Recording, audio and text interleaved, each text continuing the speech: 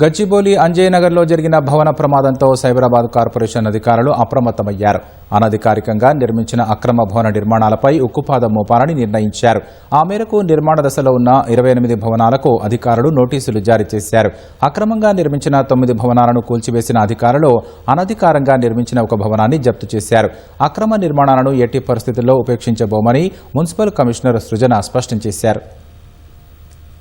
Square yards లోపల ఉండే ఏ building కూడా 7 మీటర్ల ఎత్తు కంటే ఉండడానికి వీల్లేదు. అంతకు మించి ఎవరు కట్టినా మేము పర్మిషన్ ఇచ్చినా ఇవ్వకపోయినా indiscriminately will demolish. 75 square yards above ఖచ్చితంగా పర్మిషన్ తీసుకోవాలి. అవి పర్మిషన్ లేకుండా కట్టడానికి వీల్లేదు. సో ఈ 2 కేటగిరీస్ లో ఉండే అండర్ కన్స్ట్రక్షన్స్ బిల్డింగ్స్ అన్ని కూడా డెమోలిషన్ చేయాలి. లేదు అండర్ కన్స్ట్రక్షన్ వాటితో ముందు మొదలుపెట్టి నివాసం ఉండేవి కూడా మేము గుర్తించి డెమాలిష్ చేసేస్తాం. So basically we wanted to take strict action on all unauthorized constructions which have no permission.